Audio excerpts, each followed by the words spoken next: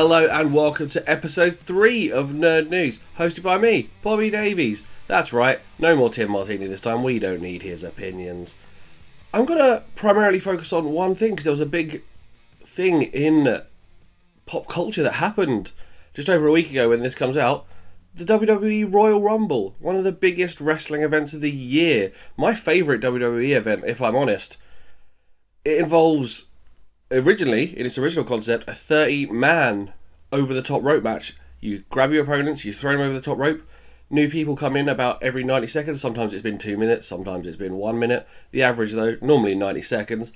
The winner goes to the biggest event of the year, Wrestlemania, and has the biggest match of the year. Since 2018, they've included a Women's Royal Rumble match, which is a big deal.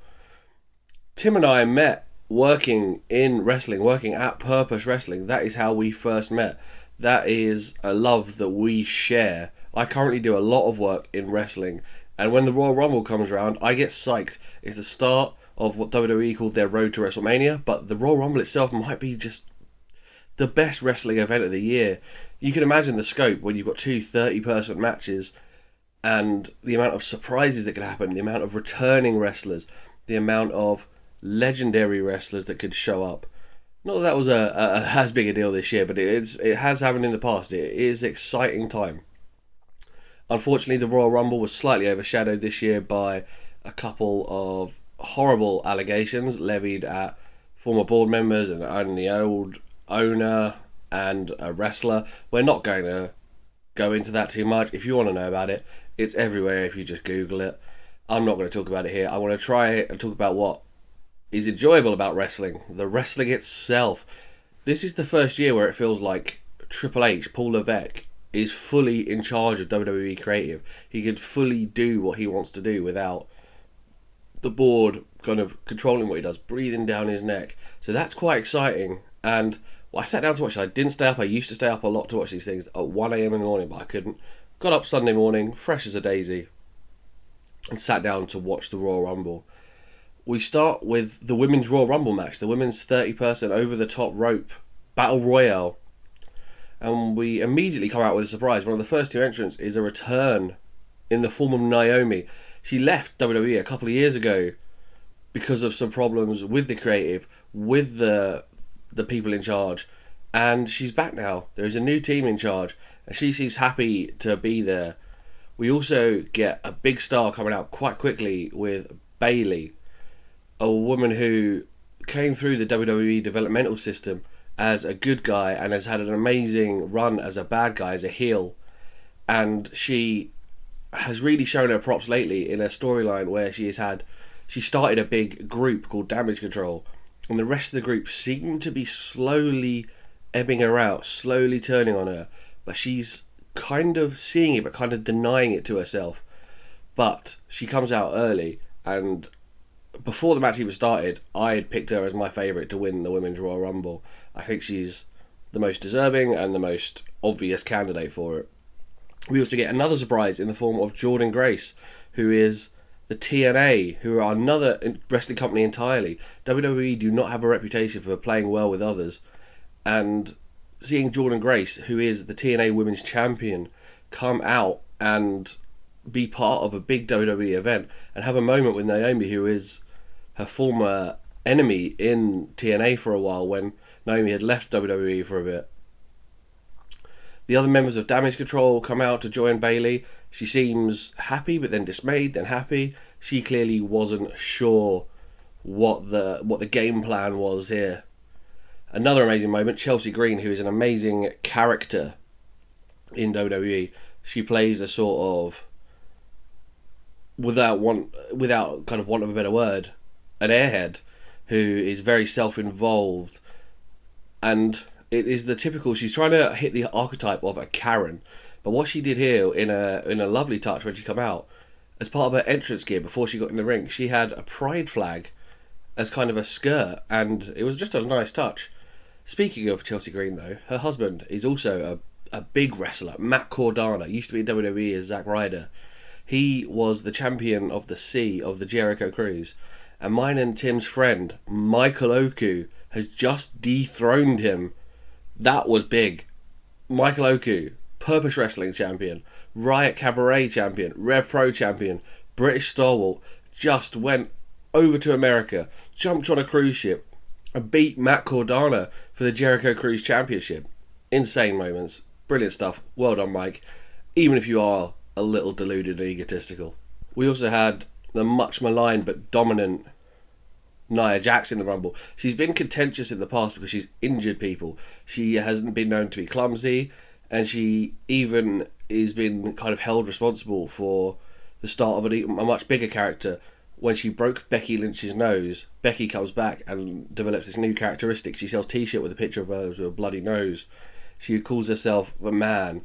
And that has been put on Nia Jax, and it's actually because of Nia Jax's kind of mishandling, kind of botching of a moment that this come around. She dominates, she's throwing people all around. And then, out of nowhere, we get R-Truth. R-Truth is a male superstar. He comes out at 24, gets told he's in the wrong Rumble, and then gets dumped out by Nia Jax. Now, Nia, last year or the year before, or a few years back, I can't remember when, she entered the Men's Royal Rumble and beat R-Truth up quite badly to do so. So there was a nice little story out there. I like that about wrestling when there's little callbacks. It doesn't have to be the main story to call back to something old, but a little tidbit, especially something like the Royal Rumble, you get old enemies, old friends, teaming up, fighting each other. It's a good time, the Royal Rumble. We also got an entrant in the form of Jade Cargill, former AEW wrestler, making a WWE in-ring debut. And she looks like $1 million. There's no doubt about it. People complain about that she's not ready to be in a big wrestling company yet. She's not ready to be in the limelight. But there is no doubt she looks like a star, holds herself like a star. And she picked up Nia Jax, who was the biggest woman in this match, and just threw her over the top rope. Almost looked effortless. She is a strong lady. And not only that, she had a face-off with another big former champion, Bianca Belair, who is another big, strong lady. That could be a tasty match for the future. Maybe even WrestleMania, that could be fun. That's kind of the rundown of the Women's Royal Rumble. But it ends with Bayley, the last standing member of Damage Control. The other two get thrown out kind of midway through the match. But Bayley, she grabs her final competitors, throws them out, and she wins the Royal Rumble.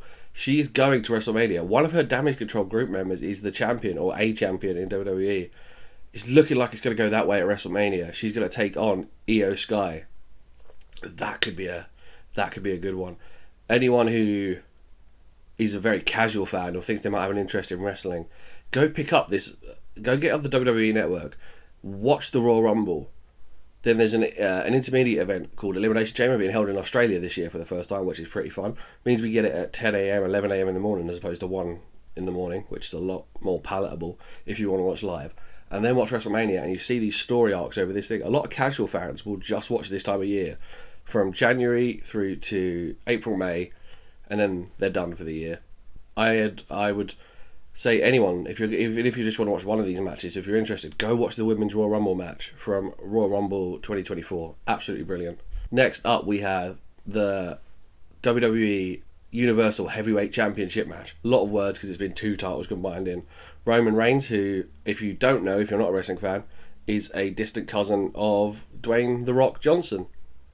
The Rock recently returned to WWE, saying he might take Roman's spot. Nothing's come of that yet, and we'll kind of see how that pans out. It's not looking like it's going to happen at WrestleMania at time of recording. We'll see, though. It could happen. It could happen maybe later in the year, maybe SummerSlam. SummerSlam is a big event. Maybe it'll happen there. So this is a 4-way match for the title. It's Roman Reigns versus AJ Styles versus Randy Orton versus LA Knight. All very popular, all very capable. But these 4-way matches and 3-way matches and multi-person matches are very hard to keep entertaining. And I only think they kind of managed it for about half the match. In the second half of the match here, there was a point where Roman was in control, just slowing the match down, quite dull, quite tedious. And it picked up a bit towards the end. And the last half of the match was very good, but it still had a very predictable end. Roman has been champion for, I don't know, it's in excess of 3 years. I think it's probably pushing 4 now. I can't remember when he won the belt. And he won again. It was very predictable, very boring. I wish they could have come up with something more creative. But there you go. You can't win them all. It is probably the the dullest match on this card, but followed up by someone I've been quite surprised about. Popular and unpopular social media star Logan Paul has been on a pretty good run in WWE. He seems to be quite naturally gifted at wrestling, which for us fans and for a lot of wrestlers is quite irking because he's very egotistical. But I have to give him his dues. He comes in, he works hard clearly in the ring. He's also willing to look like a fool if he has to. He's willing to get beaten up. He plays ball. He comes in and you know what? He's been putting on matches that are well above the level of someone of his experience. We then get him at this show against Kevin Owens, who is one of my favourites and one of the best to probably do it. He's hard hitting, he's fast, he's a big guy. The only downside to this match, it was a very good match, but the only downside is the way they ended it. So one of Logan's buddies tried to slip him some brass knuckles, a knuckle duster. Kevin kind of fought that off of him, hits him with his own knuckle duster, pins him, but the referee notices the knuckle duster on Kevin's hand and throws the match out, disqualifies Kevin. And I think that's a bit of a bum ending to a match like that, especially considering referees never notice those kind of things, especially when it's a bad guy doing it. I don't love that as an ending, but I feel like it's obviously not over. The story's not over. I'm assuming we're probably going to continue with this right through to WrestleMania. Maybe in a special kind of stipulation match, maybe. I don't know, but it'll be fun. Now, only a 4-match card this Royal Rumble because you've got 2 hour-long Royal Rumble matches, and we end with the men's Royal Rumble. This one had a little bit more jeopardy in terms of who could win. There was 2 main ones, but then there was a couple of outside chances who you'd feel likely to win it. But we start with the Usos, 2 more distant cousins of The Rock and close cousins of Roman Reigns, and they're the first 2 in the match. They've been part of the longest running storyline in WWE in a long time. Kind of it started when Vince McMahon was still in charge, and now Triple H is in charge. It's still kind of ongoing in the background. So the Usos, they're twin brothers. They've split up though. They were a tag team and they've gone separate ways, and they start this Royal Rumble by fighting each other.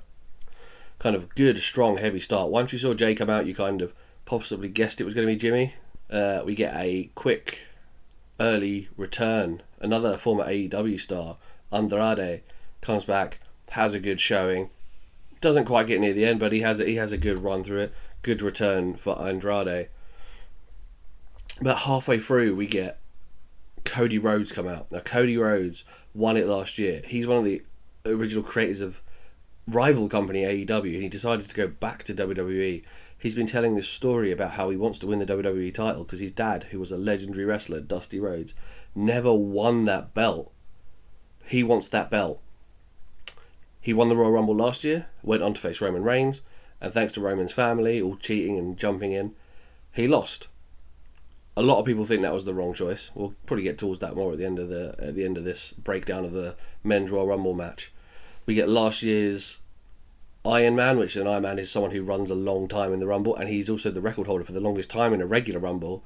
Gunther, Austrian wrestler, bloody brilliant, brings out the best matches in everyone and has done for the last couple of years.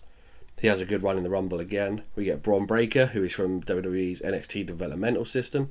He has a good showing, hits hard, throws some people out.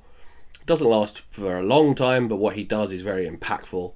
We then get R-Truth come out, who was the one who entered in the Women's Rumble by accident. He now comes out, and because one of his perceived group mates, he thinks he's in this group called the Judgment Day. They say he's not, but one of the members of Judgment Day is in the middle of the ring. R-Truth, for some reason, thinks it's now a tag team match, stands on the edge of the ring, tries to tag in. First person to ever have what we call a hot tag in a Royal Rumble. Just silliness, but fun. He's also done this before thinking it was a ladder match. A ladder match is where something's hanging above the ring, you get a ladder and you have to grab it. He ran down to the ring, got a ladder from under, and stood up in the middle of the ring on a ladder. It wasn't a ladder match. This is his kind of thing. He's very good at it, very funny. A lot of people malign this because in other companies he's taken very seriously, a very good wrestler. But as he gets older, he's in his late 40s, I believe. He's hitting these comedy spots and doing really well. We then get a big thing, the return of CM Punk to WWE TV. He's had one match, but it was what we call a house show, no cameras on. It was in Madison Square Garden, which is a big deal, but still no cameras. He's He left WWE 10 years ago, almost to the day of this Royal Rumble, citing he was burnt out, creative differences. He returned to wrestling 7 years later, but with AEW, where there were some fights and arguments with fellow AEW wrestlers. He eventually gets let go from the company and returns to WWE, saying he's going to win the Royal Rumble. He spent a lot of the last 3 years he's been back dealing with injuries, though. He broke his foot, he broke his tricep, and in this Royal Rumble, he broke his other tricep, which must be galling for him. I've seen a video of him backstage the following night, or 2 nights later, looking very upset. He's missing WrestleMania. We get your number 30, Sami Zayn, one of the greatest wrestlers around at the minute. Character, in-ring. Sammy's unbeatable. I've loved him for years. He is brilliant. He does get unceremoniously dumped out quite quickly, but he has a good little moment, and he's been away for just a few months, so people were glad to see him. The match was eventually won by Cody Rhodes, the first person to win back-to-back Royal Rumbles in over 20 years. It's been previously done by big names you might have heard of: Hulk Hogan, Shawn Michaels, Stone Cold Steve Austin. And a lot of people have maligned this. They didn't want Cody to win again. Well, the argument to that is Cody probably should have won at WrestleMania last year. He should have won the Royal Rumble and then won the title, and WWE wouldn't be in this spot right now. But I think Cody should have won. I think it was the right choice. I think he should go to WrestleMania. I think he should win the title. There is normally this in and over who the winner of the Royal Rumble is going to face. WWE do have 2 top champions, but Cody pointed straight at Roman Reigns after the match. He was up in one of the kind of private boxes high in the arena, kind of cutting through all that bollocks. No messing around. No messing around. No messing around.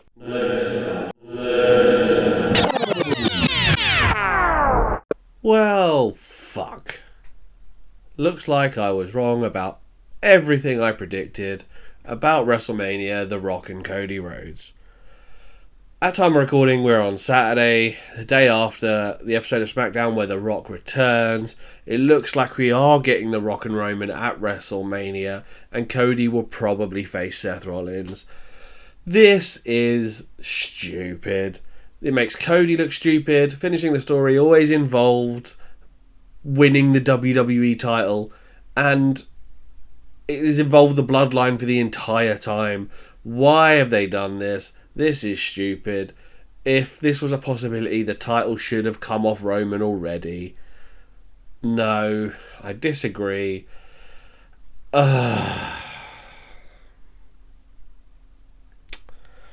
Back to past Bobby, who was full of hope and optimism about WrestleMania. I no longer share that with him. I envy him. It was a pretty good show, the Royal Rumble. Not the best show, not even the best Royal Rumble show, but it was good. It was a good start to the road to WrestleMania, as WWE call it. I would, if you're curious about wrestling, really good time to just kind of watch a bit of WWE. Try to watch the Royal Rumble and then watch WrestleMania. You can even watch those, and they tend to bridge the gap with very good promo videos. But if you're even a little bit curious, go watch that. If you're a wrestling fan, you know how exciting the Royal Rumble is. And I'm looking forward. I've not been watching WWE consistently for a very long time. Been more of an AEW guy. But the Royal Rumble and WrestleMania season brings me back every year. And sometimes I kind of ebb back out and back in. This time I feel like I might stick around though. I'm interested. The Bayley storyline really got me. Cody, I need him to finish what he says, finish his story. Get that title. I think it needs to happen. If it doesn't happen this year, it's probably never going to happen now because they've deferred it too long. Yeah, go watch the Royal Rumble. And for non-wrestling fans, I've just got... let's talk about one other thing. Despicable Me 4, the trailer. I didn't even know this was coming. I didn't know they were making it. But, I'm quite a fan of Despicable Me. I think the Minions are very oversaturated. I don't think they needed their own movie. I don't think they're funny enough to handle a whole movie. I think they need people who can talk around them and communicate with us, the audience, as opposed to talking in their gibberish. And I think they can be very funny when used sparingly and for moments through a longer film, like the Despicable Me movies. I think the Despicable Me movies actually hold up a lot better. So from the trailer, we get a few things. Gru now has a son. We saw him get married at the end of Despicable Me 3. The 3 girls that he adopted at the beginning of the first one, though, haven't aged. Not a single day by the looks of it. These are the same character models. I mean, fine. But you could have aged them up a bit. They don't. A new supervillain.